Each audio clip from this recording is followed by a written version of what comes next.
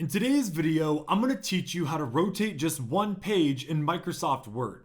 If you ever tried to flip a single page to landscape in Microsoft Word to fit a wide table or chart, you already know the nightmare. You click landscape and Word instantly flips every single page in your entire document. So today, I'll show you the hidden selected text trick that forces Word to rotate exactly one page while leaving the rest of your document completely untouched.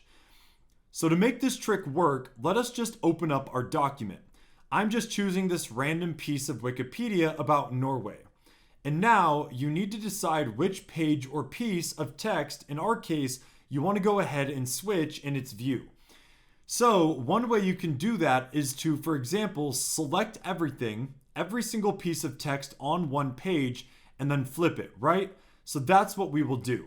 I will just go ahead and choose this little bit of text, and then with the text selected, you need to navigate to layout, and then you will have this page setup section.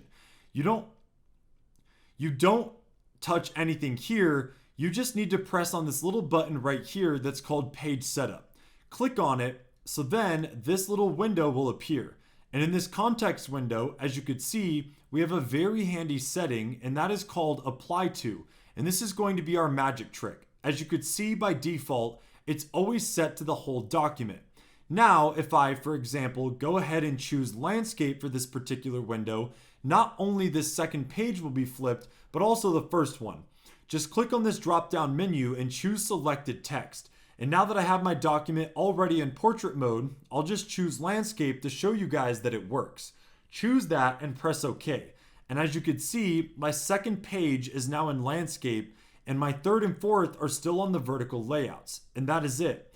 This way you don't touch any other pages, and the only one that you choose and have selected will flip horizontally. But that is how you guys can rotate just one page of Microsoft Word. If you found this video helpful, make sure to drop a like and make sure to check out our other tutorials.